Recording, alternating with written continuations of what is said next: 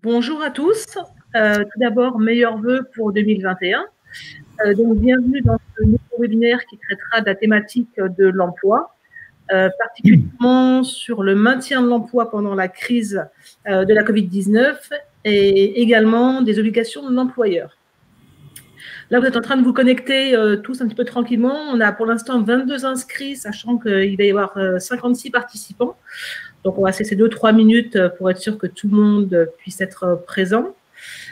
J'en profite pour vous informer qu'il est possible d'interagir pendant la présentation dans le bloc de discussion situé à droite de votre écran. Vous avez des onglets, chat, questions, sondages, participants. N'hésitez pas à écrire vos questions et on posera les questions au fur et à mesure à l'intervenant, qui est donc Victor Dabir aujourd'hui, directeur administratif et financier de la fédération et juriste spécialisé en droit du sport. Bonjour Victor. Bonjour à tous, j'espère que vous m'entendez bien. Normalement, ça devrait être bon. Donc, j'attends un petit peu ou on démarre? C'était 2-3 minutes, on est à 24 participants, on se laisse 2-3 minutes si ça convient, il est 18h tout rond. Très bien.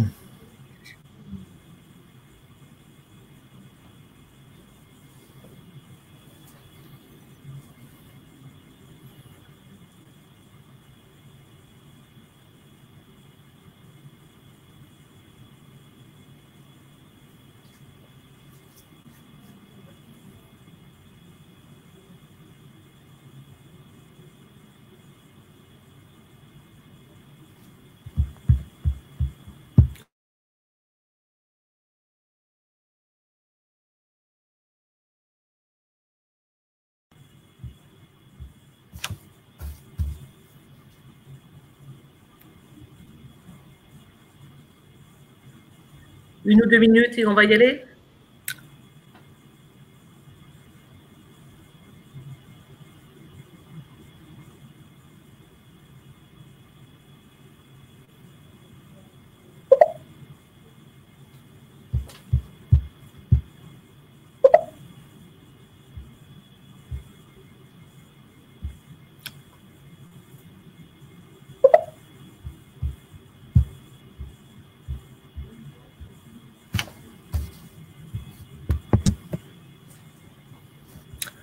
Je vous propose qu'on débute tranquillement. Alors, donc voilà, bienvenue à ce premier séminaire, ce premier webinaire relatif à l'emploi dans les clubs sport pour tous, et en particulier autour d'une première question qui semble assez importante au regard de la conjoncture, qui est la préservation de l'emploi, d'une part, et ensuite on enchaînera avec les obligations de l'employeur qui subsistent dans ces temps un peu compliqués que nous traversons tous. Donc tout d'abord, une petite introduction avec quelques chiffres et des généralités sur l'emploi dans le sport. Donc voilà, mes coordonnées. Bien sûr, vous retrouverez la présentation sur le site internet de la fédération. Et donc mes coordonnées, ce n'est pas utile de les noter puisque vous les retrouverez sur le PowerPoint. Alors, tout d'abord, l'emploi dans le sport français. Donc, il est assez simple, grâce aux graphiques qui sont présents sur le support, de voir que le nombre d'associations sportives en France a augmenté de manière importante depuis une dizaine d'années. Ça s'explique assez rapidement par le fait que le sport est devenu un symbole du mieux-être. Et du coup, beaucoup de personnes ont décidé de se tourner vers le milieu associatif, ce qui a développé l'activité. Néanmoins, on remarque que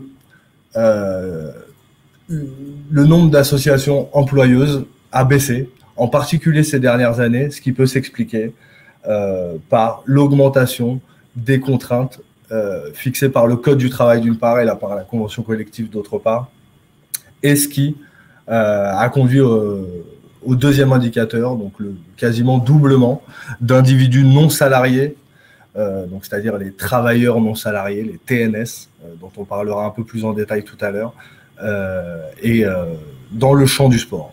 C'est-à-dire que, grosso modo, les associations sportives ont fait de plus en plus appel à des auto-entrepreneurs, par exemple, pour encadrer l'activité en lieu et place de salariés, puisque le régime contractuel est parfois un petit peu compliqué. Donc, en 2013, il y avait environ 80 000 emplois principaux qui étaient dans une association sportive. Et en 2017, 87 000 personnes avaient pour emploi principal un contrat avec une association sportive, ce qui représente approximativement 2% de moyenne annuelle d'augmentation. C'est un chiffre assez important, hein, puisque, en l'occurrence, l'emploi associatif en France n'augmente pas dans la même proportion que l'emploi associatif sportif, ce qui, encore une fois, renouvelle l'importance du champ du sport dans l'économie française.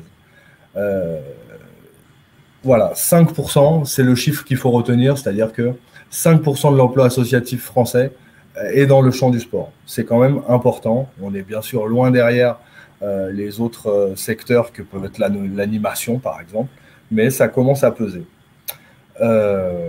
Sur le plan du genre des salariés de notre secteur, là encore, il y a une certaine spécificité, c'est-à-dire que chez nous, 48% des salariés sont des femmes, là où seulement, j'ai envie de dire, là où dans les autres secteurs associatifs, on est plus proche de 70%. Donc l'aide à la personne sont des emplois hyper féminisés.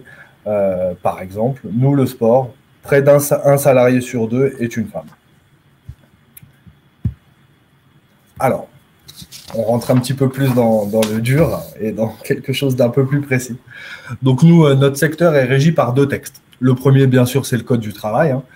Donc c'est le petit livre rouge, mais français cette fois-ci, donc qui recueille l'ensemble des dispositions de la réglementation du travail. Donc c'est la base du système social français et il s'applique aussi au sport.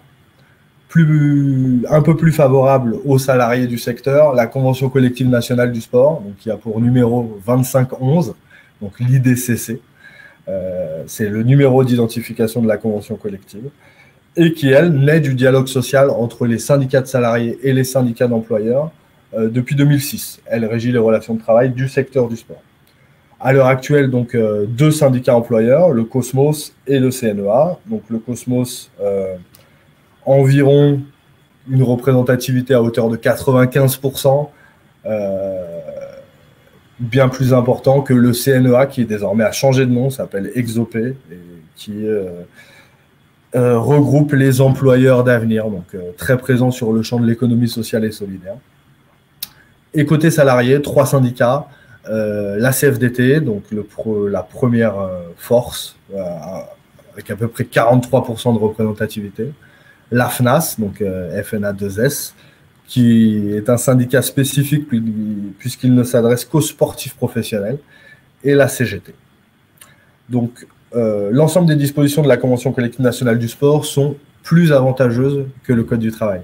C'est-à-dire qu'elles ont l'avantage, d'une part, d'être parfaitement calées sur notre fonctionnement et de prévoir des dispositions spécifiques au milieu du sport, qu'ils soient amateurs ou professionnels. Alors, le régime contractuel dans notre champ. Oh, pardon, excusez-moi. Voilà. Le régime contractuel dans notre champ est très varié. C'est-à-dire qu'il y a une diversité de contrats qui s'offrent à nous et de modes d'accès à la pratique. Donc le CDI, bien sûr, qui est la base de notre système social. Le CD2I, qui est un CDI, mais intermittent, celui-là. Le CDD, bien sûr, le contrat à durée déterminée, et l'ensemble des TNS, donc, qui regroupent l'auto-entrepreneuriat, la prestation de services, etc. Et donc, qui sont regroupés sous le gros mot TNS pour les travailleurs non salariés. Alors, ce régime contractuel, et justement cette variété dans le régime contractuel pose plusieurs questions, c'est-à-dire que souvent, on se rend compte qu'il est parfois assez difficile de choisir un régime contractuel parfaitement adapté à notre relation de travail. Donc, dans d'autres champs, c'est assez simple. Hein. Le CDI est la règle. Le CDD est prévu de manière assez délicate. C'est-à-dire que, voilà, tout simplement, on ne fait appel à des CDD qu'en cas d'accroissement temporaire de l'activité ou pour remplacer un salarié en congé maternité. Nous, dans le champ du sport, c'est un peu plus compliqué puisque nos besoins évoluent en fonction de la demande, en fonction du nombre d'adhérents. Et donc, il est normal de se poser la question du régime contractuel que l'on souhaite voir appliquer. Néanmoins, la convention collective traite de l'ensemble de ces sujets. Et ça sera un petit peu l'objet de notre deuxième webinaire relatif à la création de la relation contractuelle et à la vie de la relation contractuelle dans le champ du sport, où on aura l'occasion de revenir en détail sur les avantages et les inconvénients de chaque contrat. Alors, l'impact de l'épidémie sur l'emploi sportif. Il est évident que l'épidémie que nous traversons depuis maintenant bientôt 1 an a un impact fort, énorme sur l'emploi dans notre secteur. Évidemment, nos clubs et nous, par ricochet fédération, sommes pleinement impactés par l'effondrement des adhésions, ce qui a pour conséquence immédiate un chiffre d'affaires en chute libre, et donc un déséquilibre budgétaire et une difficulté à trouver des solutions pour présenter un budget équilibré, mais surtout continuer notre activité et permettre de garder les salariés dans une relation contractuelle totalement équilibrée et voilà, qui convienne à l'ensemble des parties. Néanmoins, l'État et la fédération ont mis en œuvre différentes mesures de soutien dont que je vous propose de balayer ensemble ce soir. Donc c'est une grosse partie du webinaire de ce soir, peut-être un petit peu indigeste, puisqu'il y a pas mal de chiffres, de mesures différentes, mais en tout cas ne soyez pas inquiets à la lecture du tableau qui va suivre. Toutes ces mesures vous seront explicitées dans un document que vous retrouverez sur la base documentaire de l'extranet et qui vous permettront peut-être d'avoir une vision un peu plus claire par rapport à ce que l'ensemble des mesures qu'on va balayer ce soir. Et en tout cas, sachez que l'ensemble des services de la fédération, donc moi et également l'ensemble des autres salariés de la structure fédérale, se tiennent à votre disposition en cas d'aide pour faire actionner un levier d'aide. Alors, tout d'abord, on va s'intéresser aux mesures mises en place par l'État. Donc, j'ai bien précisé là, dans l'introduction de cette partie que c'était les mesures mises en place par l'État au 19 janvier 2021. En effet, celles-ci sont bien entendu différentes de celles qui avaient leur place en octobre et j'espère de celles qui vont voir le jour après la prise de parole du gouvernement mercredi. Mais en tout cas, sachez qu'à aujourd'hui, donc 25 janvier, les mesures qui s'appliquent sont les suivantes. Alors, tout d'abord, le fonds de solidarité. Donc là, vous verrez pour l'ensemble des mesures que je vais vous présenter ce soir, on est toujours sur le même fonctionnement. Donc, la première colonne relative au montant que nous sommes susceptibles d'obtenir, pour qui, donc, à qui elle s'adresse, et les conditions, bien sûr, pour actionner le levier d'aide, donc qui sont parfois un petit peu difficiles à atteindre, mais en tout cas, qui fixe la mesure du possible. Donc, tout d'abord, le fonds de solidarité, donc 10 000 €, qui s'adresse éventuellement aux associations de moins de 50 équivalents temps plein. Donc, je crois que tout le monde ici est concerné par cette mesure. Et pour les associations donc, qui ont subi une perte de chiffre d'affaires par rapport à la même période de l'année 2019 de 50%. C'est ici qu'un peu que la condition est un peu difficile à obtenir, puisqu'en l'occurrence, 50% de baisse de chiffre d'affaires, c'est un curseur qui est placé très haut pour des associations comme les nôtres, hein, puisque, bien sûr, une grosse association vivant uniquement par la billetterie de son stade, elle, est fortement impactée et donc pourra sans difficulté obtenir cette aide. Pour les structures sport pour tous, ça paraît quand même un petit peu compliqué. Néanmoins, il y a quand même beaucoup d'associations de notre réseau qui ont eu une chute des adhésions à hauteur de 50% et qui donc peuvent tout à fait remplir un dossier pour avoir accès au fonds de solidarité mis en place par l'État. Ensuite, une prise en charge de 70% des coûts fixes. Donc là, typiquement, c'est par exemple les loyers. Aujourd'hui, cette aide n'est accessible qu'aux associations ayant un chiffre d'affaires supérieur à 1 million d'euros. Donc voilà, inutile de vous dire que aucune des associations du réseau Sport pour tous n'est concernée par un chiffre d'affaires de cette teneur. Néanmoins, il apparaît selon les derniers textes qu'on a pu lire au tout début de ce mois de janvier que l'État étudie la possibilité d'ouvrir cette prise en charge de 70% des coûts fixes aux autres associations, c'est-à-dire sans condition de volume de chiffre d'affaires. Et donc, on pourrait tout à fait envisager qu'une petite association locataire de son siège puisse avoir accès à une aide lui permettant de prendre en charge 70% de ses coûts fixes dans un futur très proche. Donc, une fois de plus, je vous renouvelle le fait que vous verrez l'évolution législative des mesures d'aide prises par l'État dans un futur proche et via vraisemblablement l'envoi d'une newsletter de la fédération. Ensuite, pour les associations du secteur du sport qui ont connu une baisse de 15 à 20%, qui ont connu une baisse de 50 à 70% de son chiffre d'affaires par rapport à 2019, il est prévu une aide pouvant aller jusqu'à 200 000 euros, correspondant à 15 ou 20% de la baisse de leur chiffre d'affaires. Donc là, typiquement, vraisemblablement, il y a pas mal d'associations de notre secteur qui pourraient avoir accès à cette aide. Bien entendu, 200 000 euros paraît juste inatteignable au regard des chiffres d'affaires que nous avons. Néanmoins, je pense quand même que ça peut être intéressant de rester en alerte sur ce fonds de solidarité de l'État. La deuxième partie, et c'est vraisemblablement celle qui nous intéresse le plus en ce moment, c'est celle relative à l'activité partielle.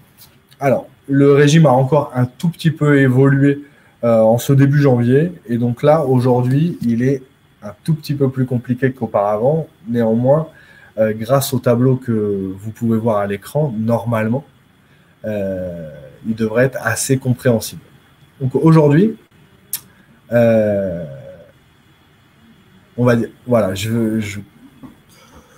on va peut-être commencer par la première ligne, donc la première colonne, le montant récupéré par l'employeur.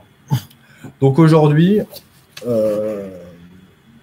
sur janvier et février, l'ensemble des employeurs dont la structure sportive peut avoir accès à l'activité partielle, hop, je vais juste, voilà. Donc peut récupérer 70% du salaire brut de son salarié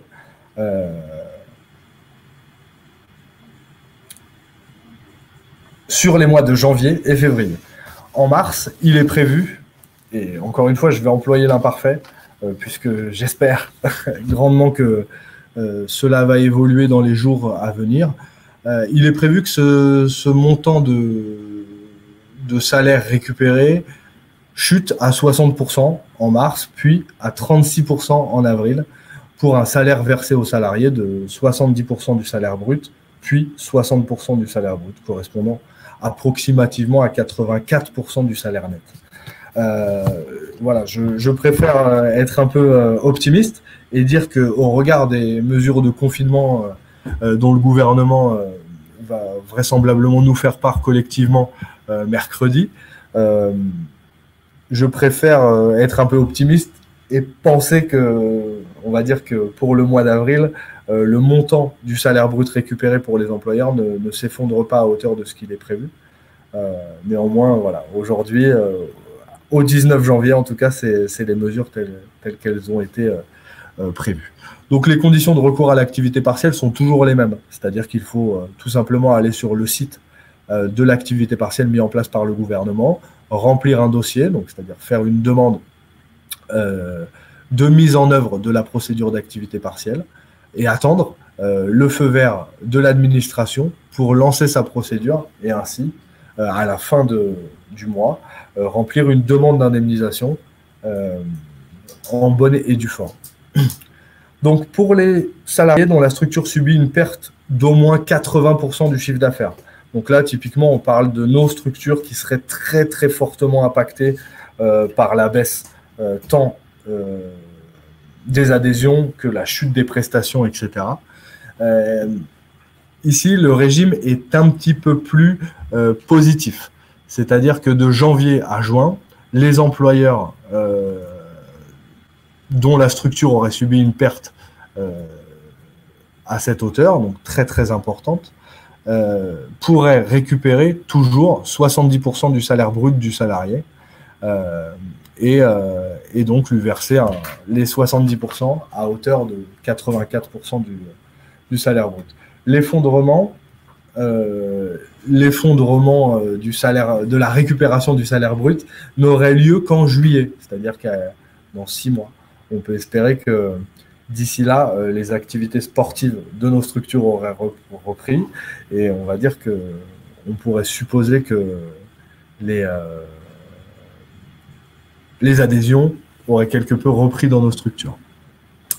Alors, ensuite, c'est peut-être un petit peu décalé par rapport à notre réseau fédéral, mais les salariés des entreprises dont l'activité implique l'accueil du public est fermée administrativement, donc comme ça a pu être le cas, par exemple, en mars dernier. Là, encore une fois, le régime est toujours assez positif par rapport à la première ligne de notre tableau. C'est-à-dire que là encore, entre janvier et juin, les entreprises, les structures pourraient récupérer 70% du salaire brut du salarié pour lui verser une indemnité à hauteur de 84% du salaire net. Et en juillet, encore une fois, ce chiffre s'écroulerait pour tomber à 36% pour un salaire versé aux salariés à hauteur de 60% du salaire brut. Donc je crois qu'il y a quelques questions. Du coup, là, comment est-ce que... Hop. Merci Victor. Alors l'idée là, effectivement, c'est qu'il y a beaucoup d'informations avec beaucoup de chiffres. C'est pas facile. Ça va vite. Ce que je propose, c'est de laisser 1 ou 2 minutes pour laisser le temps aux participants de poser leurs questions. Donc dans le bloc de discussion, pour l'instant, on n'a pas de questions, mais on roule assez rapidement. Donc n'hésitez pas à questionner dans la rubrique questions du bloc de droite sur votre écran, de manière à ce que Victor puisse proposer aux réponses, aux précisions si vous aviez besoin. On vous laisse 1 ou 2 minutes. S'il n'y a pas de questions, on va continuer, il n'y a pas de souci. Ah, je vois déjà que Marie-Jo, le maire, donc du comité départemental du 60, si ma mémoire est bonne, nous signale que son comité a eu accès donc au fonds de solidarité mis en place par l'État donc pendant 2 mois. Donc c'est-à-dire que j'imagine que son club a connu une perte de chiffre d'affaires de 50% par rapport à l'année dernière et donc a pu obtenir, vous voyez ici là, la première ligne du tableau, donc le versement du fonds de solidarité. Donc il est évident que la perte requise est assez importante, mais... Alors, il y a une question, la perte est-elle... Il y a même 2 questions qui sont intéressantes. Donc la première question, la perte est-elle calculée sur l'année ou peut-elle être faite mois par mois? Donc en fait, la perte est calculée mois par mois. C'est-à-dire que là, par exemple, nous prenons le chiffre d'affaires de décembre 2020 et nous le comparons à celui de décembre 2019.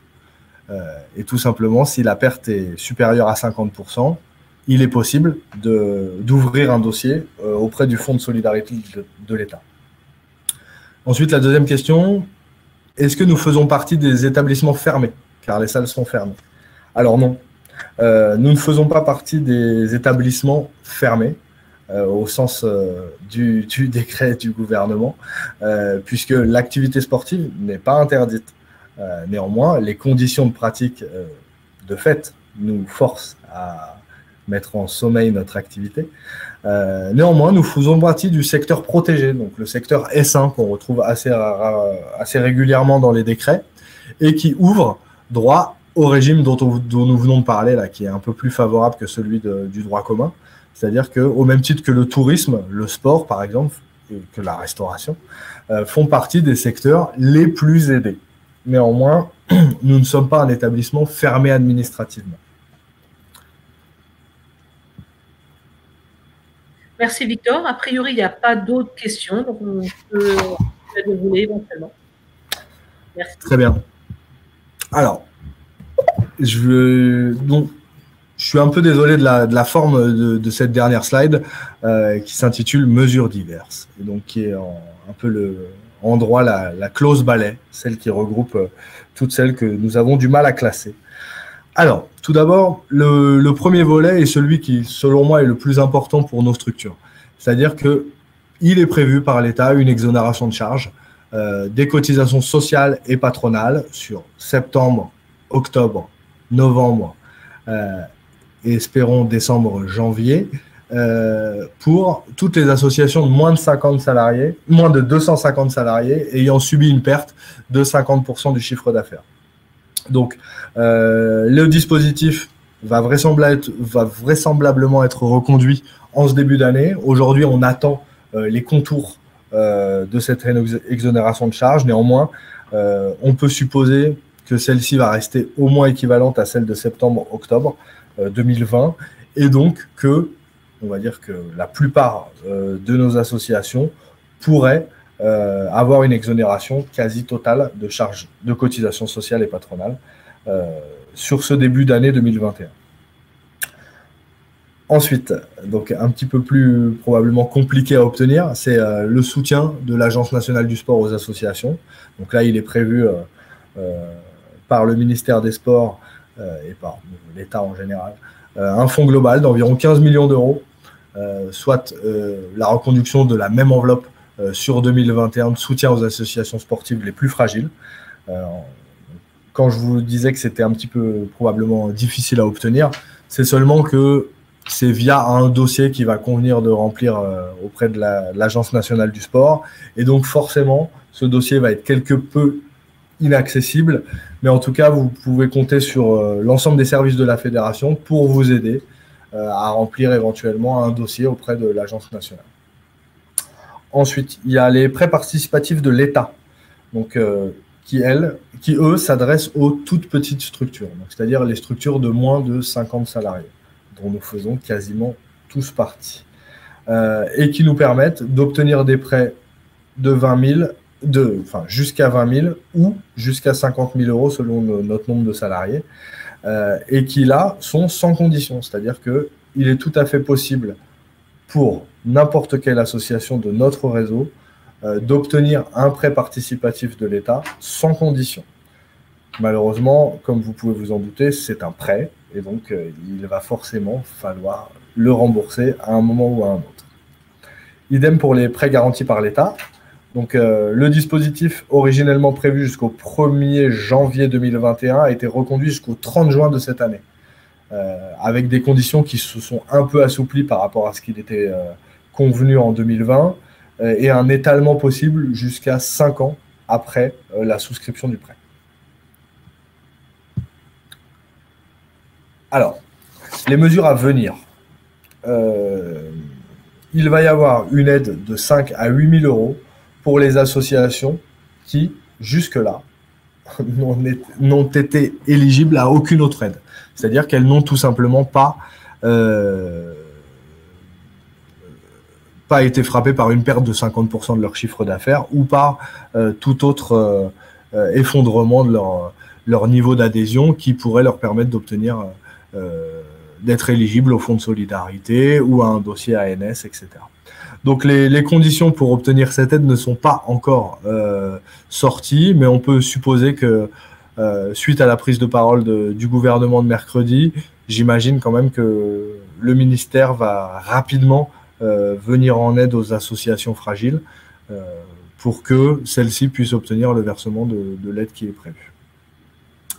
Alors ensuite, c'est deux numéros de téléphone que je trouvais intéressant de vous rappeler. Donc le premier, c'est pour toutes les questions relatives aux acteurs de l'ESS, puisque nous, en tant que secteur du sport, faisons partie du champ de l'économie sociale et solidaire. Donc voilà, là c'est Donc le premier, c'est le cabinet des finances du gouvernement qui a ouvert un numéro vert et une adresse mail pour recenser l'ensemble des questionnements émanant des acteurs de l'économie sociale et solidaire sur les conséquences de la crise sanitaire sur leur activité. Donc là, je pense quand même qu'en cas de grosses difficultés, il est tout à fait urgent de prendre un rendez-vous téléphonique avec eux, soit via le mail, soit directement via le numéro vert, pour obtenir des conseils sur la gestion, sur les hypothèses de sortie de crise, etc. Et ensuite, le deuxième, c'est dans chaque... à la Banque de France, plutôt, il a été ouvert un standard téléphonique pour toutes les associations, et quel que soit leur département de résidence, qui ont des difficultés à obtenir une oreille attentive de la part de leur établissement bancaire. Il est évident que les associations sont souvent, comment dire, assez peu considérées par leurs partenaires bancaires, et le gouvernement, conscient de cette difficulté, a mis en place un numéro vert, ainsi que donc une adresse mail avec donc médiation.crédit. Le numéro de votre département @banque-france.fr. Et donc là, une fois de plus, je vous invite à prendre contact avec eux si tant est que votre partenaire bancaire ne soit pas très attentif à vos difficultés, qu'elles soient de trésorerie ou budgétaires pour les années à venir. Merci Victor. On a une question, à savoir si cette aide à venir de 5 à 8 000 euros est possible dans le cas où il y a eu un recours au chômage partiel. Effectivement, et je vais faire donc d'une pierre deux coups et répondre également à la question de Marie-Jo Lemaire sur le fait de cumuler les aides. Bien entendu, je vous invite fortement à actionner tous les leviers qui sont disponibles. Il est évident que l'activité partielle est l'aide, on va dire, la plus simple à obtenir, mais celle-ci n'a pas pour effet de vous éliminer de l'éligibilité au fonds de solidarité, par exemple. Bien entendu, l'aide de 5 000 euros à 8 000 euros, j'invite toutes les structures du réseau à formuler la demande.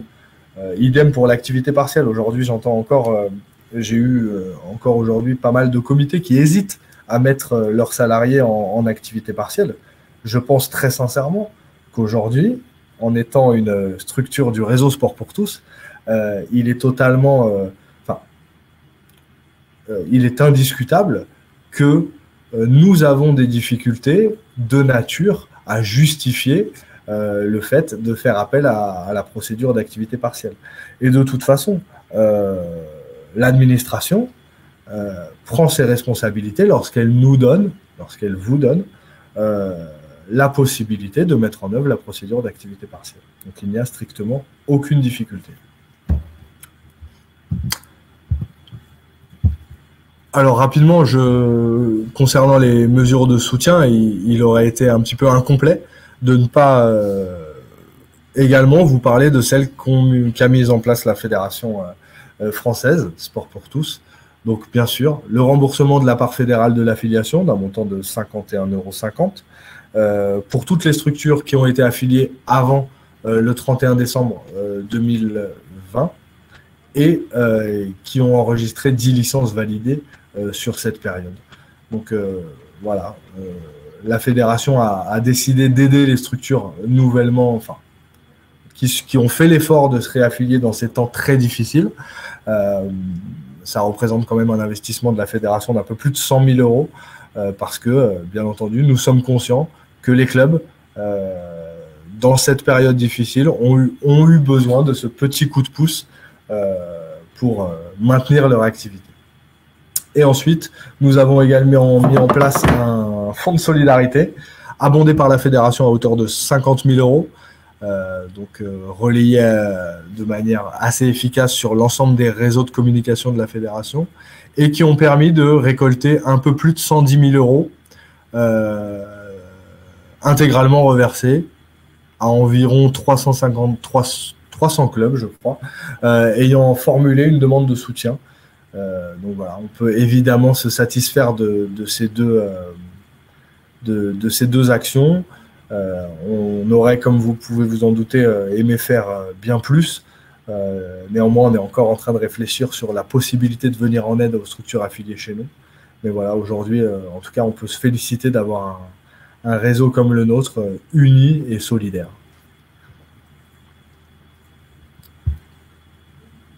Donc voilà, c'est un peu la diapositive suivante qui vient illustrer ce que je viens de vous dire, hein, c'est que effectivement, nous sommes pleinement conscients des difficultés que nous traversons collectivement, mais on a cette chance d'avoir un réseau mobilisé au service des clubs, au service de nos structures, pour les aider à passer la vague, si j'ose dire, donc la fédération bien entendu, l'ensemble des salariés, les comités départementaux qui peuvent vous aider pour les affiliations, les licences, les informations pratiques, et les comités régionaux qui peuvent vous aider dans la mise en œuvre des actions de formation ou dans la conduite de vos projets de développement. Alors, ce n'est pas parce que les clubs sont quelque peu ralentis ou que on va dire que les considérations sociales sont un peu mises de côté dans ces temps où effectivement l'aspect financier et budgétaire prend une part importante de l'ensemble des réflexions, qu'il doit néanmoins être oublié les obligations de l'employeur. Donc c'est une phase un peu sociale de mon webinaire pour dire à vous, employeurs du secteur du sport associatif, qu'il ne faut néanmoins pas oublier que l'employeur a des obligations et qu'il faut impérativement, même dans ces temps difficiles, continuer à les respecter. Alors, voilà, comme je le disais, le statut d'employeur est souvent un peu compliqué dans nos associations, un peu angoissant pour le président du club. Cette complexité, elle est décuplée dans cette période de crise que nous sommes en train de traverser. Mais néanmoins, voilà, je vous le disais, je pense qu'il faut quand même avoir un petit peu de rigueur dans la gestion sociale des salariés pour s'éviter des problèmes à l'avenir. Donc, il y a plusieurs obligations qui pèsent sur l'employeur. Et là, encore une fois, hein, c'est l'employeur au sens large et pas seulement l'employeur du champ du sport. Puisque même si nous sommes dans un secteur associatif, bienveillant, ayant énormément, on va dire se cachant souvent derrière les valeurs de solidarité, de respect, de bienveillance, je pense quand même qu'il faut être très vigilant sur le respect de ces obligations pour, comme je le disais, s'éviter des problèmes dans le futur. Donc la première obligation de l'employeur, c'est fournir un travail rémunéré aux salariés et bien sûr les moyens d'accomplir ces missions. Donc ces deux obligations, elles sont à la base du contrat de travail, elles correspondent à l'engagement du salarié au sein de l'entreprise. Donc en plus de ces deux obligations qui sont un petit peu générales et qui tombent sous le bon sens, l'employeur, il doit respecter l'ensemble des clauses qui figurent au contrat de travail. Donc encore une fois, j'attire votre vigilance sur le fait que ce contrat de travail, bien qu'il soit dans notre secteur, il est nécessaire d'avoir une vigilance toute particulière à sa rédaction. Et encore une fois, je pense que la fédération peut tout à fait, donc l'ensemble du réseau fédéral plutôt, y compris les comités départementaux et régionaux, peuvent tout à fait vous aider dans la rédaction de ce contrat de travail, puisque celui-ci va avoir des conséquences pendant toute la vie de la période contractuelle. Et je pense qu'il faut éviter d'être un peu laxiste sur la rédaction pour, encore une fois, s'éviter des problématiques dans l'avenir. Ensuite, l'employeur a une obligation de formation à l'égard de ses salariés, c'est-à-dire qu'il doit veiller à lui apporter toutes les armes nécessaires à la bonne exécution de son contrat de travail. Donc ça peut passer par des actions de formation, par des entretiens dont on reparlera tout à l'heure, et également par mettre en œuvre et porter à sa connaissance un catalogue de formation. Donc nous, en l'occurrence, il émane de notre OPCO, donc anciennement OPCA, l'AFDAS, qui a un catalogue spécifique pour le sport et qui, en tout cas, peut, à moindre coût pour l'employeur, permettre à vos salariés de partir en formation. Et ensuite, une obligation un petit peu plus fourre-tout. Donc, l'employeur doit faire respecter les libertés collectives et individuelles des employés.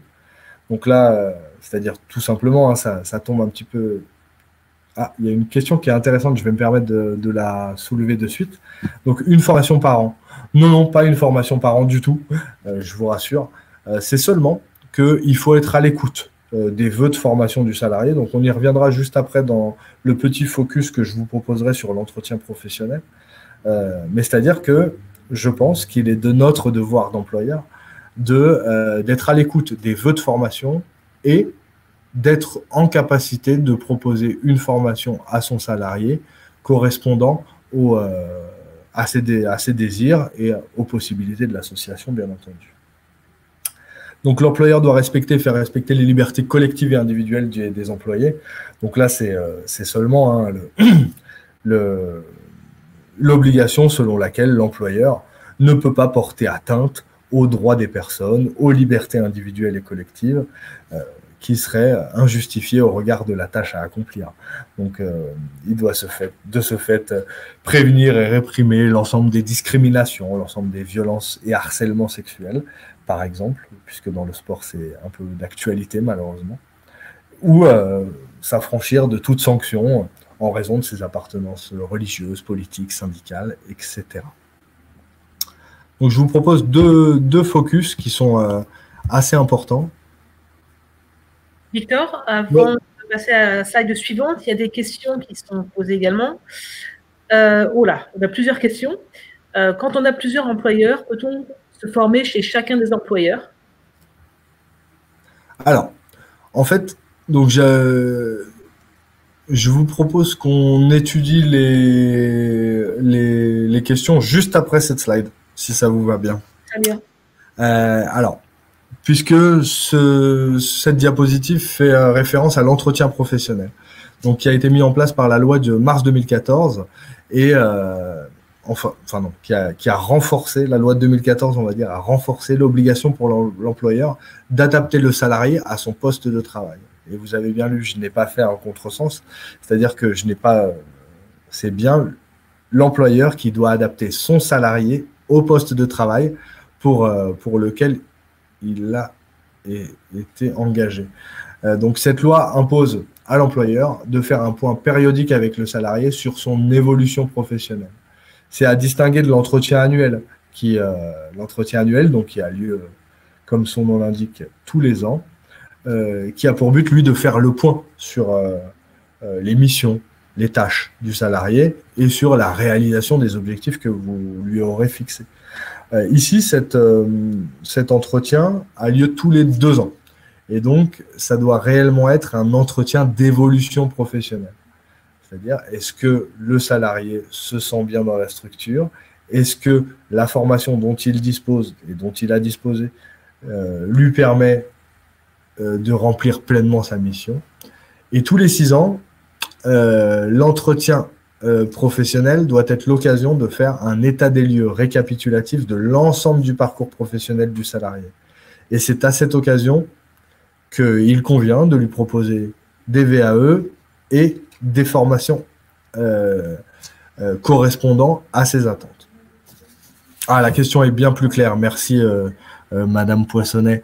Donc oui, alors j'envisage dans la base documentaire j'imagine que Aurélie, peut-être tu vas pouvoir m'aider, mais je pense que le contenu la trace écrite du webinaire se retrouvera dans la base documentaire, c'est ça? Alors, ça va se retrouver à la fois dans l'extranet, mais il y a aussi une page spécifique sur l'intranet fédéral, dans la rubrique Nos services soutien fédéral, au sein de laquelle vous pouvez retrouver l'ensemble des webinaires, donc le précédent, le premier qui a eu lieu la dernière fois, à la fois le replay et les documents ressources qui ont été utilisés pour la présentation. Donc voilà, c'est Jeannette, vous pourrez retrouver l'ensemble de la trace écrite du webinaire dans cette rubrique. Donc voilà, ça vous évite de devoir effectivement prendre des notes en direct sur un propos qui n'est pas forcément hyper clair, je l'entends bien. Mais en tout cas, sachez que normalement, vous pourrez rapidement retrouver une trace écrite de l'ensemble des développements. Alors, donc du coup, à ce jour, il n'y a pas de formation pour nos animateurs. Et si, en fait, à ce jour, il y a déjà des formations pour vos animateurs, puisque les formations qui sont proposées par notre OPCO relèvent à la fois du champ du sport et également du catalogue général. On peut tout à fait envisager qu'un animateur ait envie de se former autour de la prise de parole en public, par exemple. Et c'est quelque chose qui est dans le catalogue général de l'OPCO-AFDAS et sur lesquels l'association employeur peut tout à fait mobiliser les fonds de la formation professionnelle. Je remonte un petit peu. Il y avait une question, Victor, donc, sur les formations. Quand on a plusieurs employeurs, peut-on se former chez chaque employeur? C'est la question de Martine tout à l'heure avant cette slide-là. Voilà, il est évident que ces entretiens doivent se réaliser auprès de chaque employeur.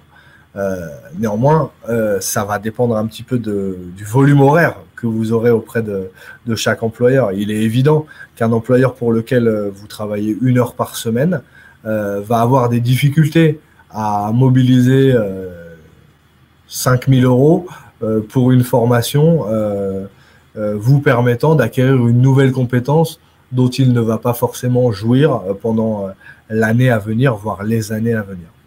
Donc voilà, cet entretien doit se dérouler avec l'ensemble de vos employeurs. Néanmoins, votre employeur n'est pas obligé d'accepter le vœu de formation que vous allez lui formuler. Et ensuite, il y avait une obligation par rapport au compte personnel de formation. Donc là, voilà, Attendez. Voilà. Quelle obligation par rapport au compte personnel de formation? Donc là, encore une fois, le CPF, donc compte personnel de formation, est alimenté tous les ans par l'ensemble de vos employeurs et donc va être abondé d'une certaine somme d'argent désormais, là où avant c'était en heures, désormais c'est en monnaie sonnante et trébuchante, pour vous permettre d'aller vous former. Néanmoins, le CPF n'a pas vocation à être utilisé par l'employeur. Le CPF est un compte personnel, comme son nom l'indique. Et du coup, il est attaché à la personne du salarié. Si vous voulez partir en formation en mobilisant les fonds de votre CPF, vous n'êtes pas obligé d'obtenir l'accord de votre employeur, sauf si, bien sûr, cette formation se déroule sur votre temps de travail. Alors, la deuxième obligation de l'employeur sur laquelle j'ai trouvé intéressant de faire un petit focus, c'est celle relative à la sécurité et à la santé. Effectivement, dans cette période de crise sanitaire, il y a eu beaucoup un petit peu de fake news relative à « oui, mais tu comprends, je préfère être en télétravail puisque je pourrais être infecté par le Covid et du coup, mon employeur manque à son obligation de sécurité s'il m'oblige à venir au travail. » Donc effectivement, c'est une des principales obligations de l'employeur et celle relative à la sécurité et à la santé. Donc comme je l'ai écrit, la protection de la santé et de la sécurité, c'est l'élément fondamental du droit du travail français. Au fil du temps, l'ensemble du dispositif de prévention s'est développé et aujourd'hui, il y a de nombreuses règles d'hygiène et de sécurité qui s'imposent aux entreprises, quelle que soit leur taille. Donc c'est valable dans une énorme entreprise type building de la Société Générale à la Défense, tout comme une petite association sportive de 11 salariés ou moins, pour lesquels l'employeur pourra avoir sa responsabilité engagée en cas de manquement à son obligation de sécurité et santé à l'égard d'un de ses salariés. Donc, dans notre champ, cette obligation est renforcée. C'est-à-dire que la Convention collective nationale du sport a fait de cette obligation un élément très important, puisque nos salariés du champ du sport sont particulièrement exposés à ces risques. Il y a bien entendu des risques de blessures, mais également des risques spécifiques à la pratique sportive. Il y a 2 actions qui sont principales. Donc, la première, c'est la mise en place d'un DUERP, donc, qui est un document unique d'évaluation des risques professionnels. Donc, sans vous faire de teasing, il y a actuellement une commission de la fédération qui travaille sur l'élaboration d'un document unique type fourni au réseau fédéral puisqu'on a quand même constaté que ce document, un petit peu inaccessible et difficile à rédiger, n'était pas souvent présent dans nos structures. Et la deuxième obligation, c'est l'information et la formation des salariés autour des problématiques de santé et de sécurité, puisque chaque nouvel employé devrait, en théorie, faire l'objet, en plus de sa visite médicale d'embauche, devrait faire l'objet d'une formation ou d'une séance d'information plutôt à la sécurité adaptée à la nature de son poste. Il est évident que le règlement intérieur de l'entreprise, alors la signification du DUERP, c'est document unique d'évaluation des risques professionnels. Donc c'est un peu un gros mot, mais en fait c'est un tableau qui va nous dire Monsieur Victor Labire travaille dans un bureau, il est donc soumis au risque de troubles musculo-squelettiques. En gros, il peut avoir mal au dos puisqu'il est assis sur sa chaise une dizaine d'heures par jour, etc. Donc ça va recenser pour chaque structure l'ensemble des risques auxquels les salariés sont soumis et les actions mises en place par l'employeur pour minorer ces risques. Donc voilà, mais oui, de rien. Voilà. Alors, je tenais quand même à apporter une limite puisque effectivement cette diapositive est quelque peu angoissante et il est évident que ça participe au fait que de moins en moins d'associations font le choix d'opter pour le salariat. Il est à avoir à l'esprit que la responsabilité de l'employeur, elle ne sera pas engagée dès lors qu'il y a un dommage. En effet, on en revient un peu au fondement juridique de notre société.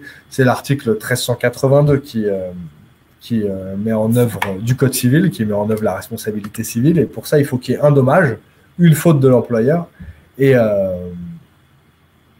lien de causalité entre la faute de l'employeur et le dommage subi par le salarié. En l'occurrence, ce lien de causalité est souvent assez difficile à prouver, et donc la responsabilité de l'employeur est quand même assez difficile à mettre en œuvre, en particulier dans le cadre d'une blessure, par exemple, lors de l'animation d'une séance sportive. Alors, un salarié qui a plusieurs employeurs ne doit passer qu'une seule visite médicale. Alors oui, en fait, la visite médicale à l'embauche n'est pas obligatoire dès lors qu'on est en dessous d'un certain volume horaire. Et de fait, je vous mettrai ça à l'écrit dans la trace écrite du webinaire, si vous voulez bien.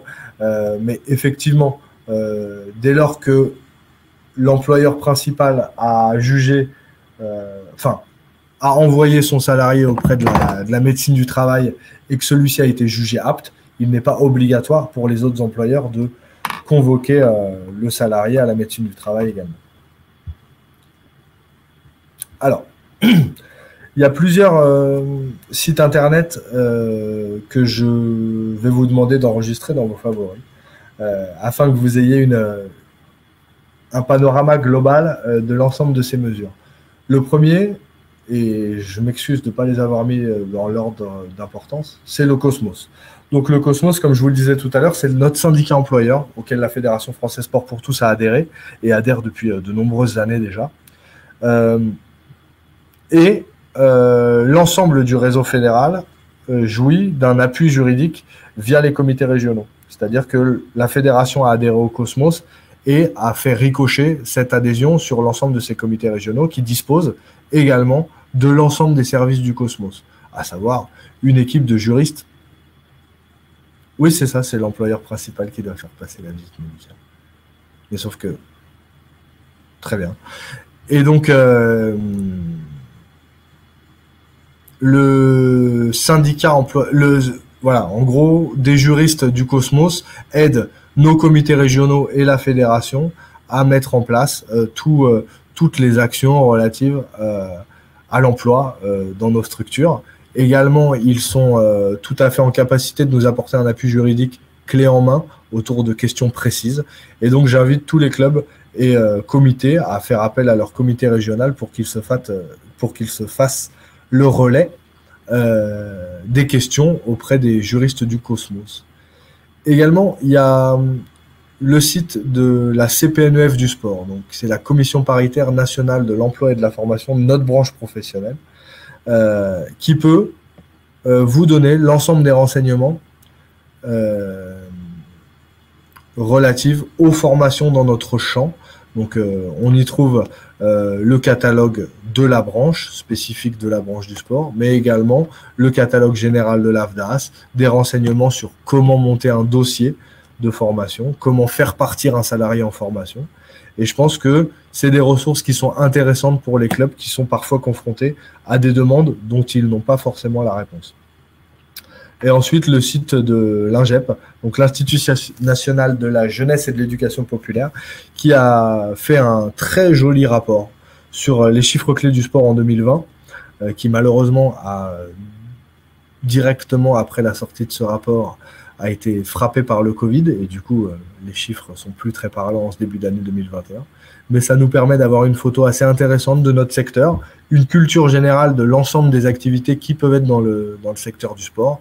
Et je pense que c'est assez intéressant de prendre lecture de ce rapport qui est en téléchargement gratuitement sur leur site. Alors, il y a une ou deux questions. Avez-vous connaissance d'associations qui font appel à des animateurs tristes par le biais de sociétés d'intérim pour s'appuyer sur leurs compétences employeurs? Alors,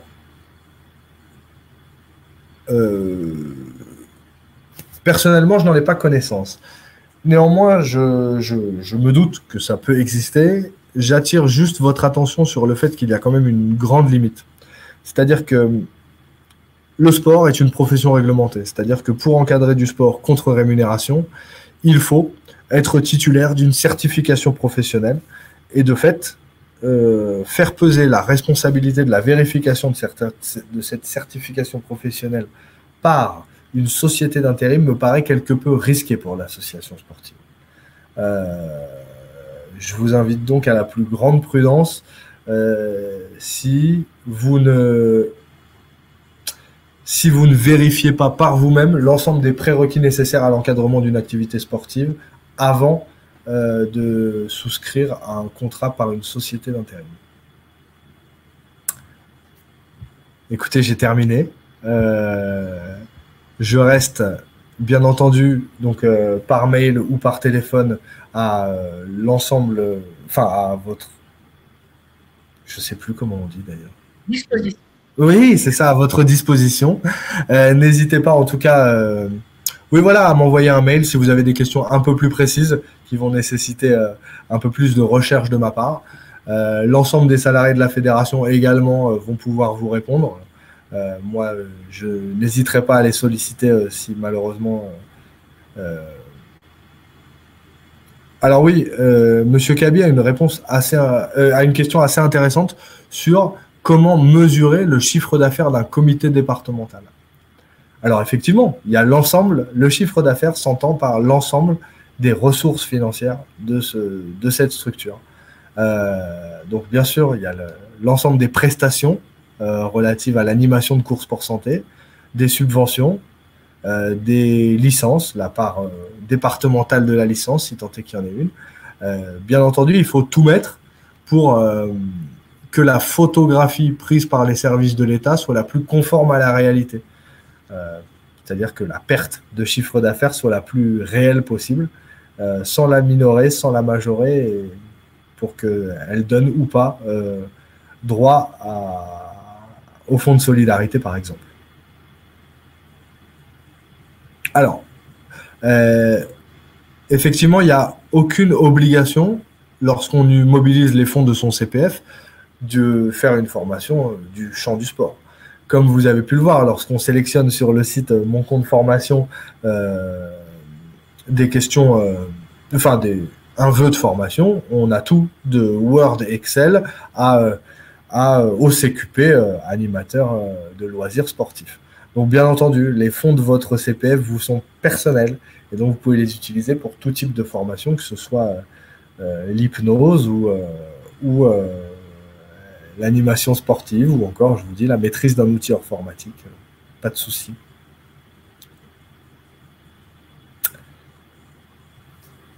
Merci Victor. Je pense qu'on va pouvoir clore là-dessus. Merci à tous pour votre participation à ce webinaire. On vous invite à pouvoir regarder le replay ou transférer aux personnes qui vont être intéressées de ce replay que vous allez recevoir par mail d'ici 24 heures directement sur votre boîte avec laquelle vous êtes inscrit sur le plateforme. Également, ce qu'on évoquait tout à l'heure, disponible sur le site internet fédéral dans la rubrique Nos services, soutien fédéral. Et effectivement, prochain webinaire, on a à l'écran qui se déroulera le 8 février de 18h à 19h, présenté à nouveau par Victor Dabir sur un deuxième volet de l'emploi, puisqu'on évoquera la création de l'emploi et la fin de mission de l'emploi. En espérant que le webinaire nous ait satisfait. On vous souhaite une agréable soirée. À bientôt.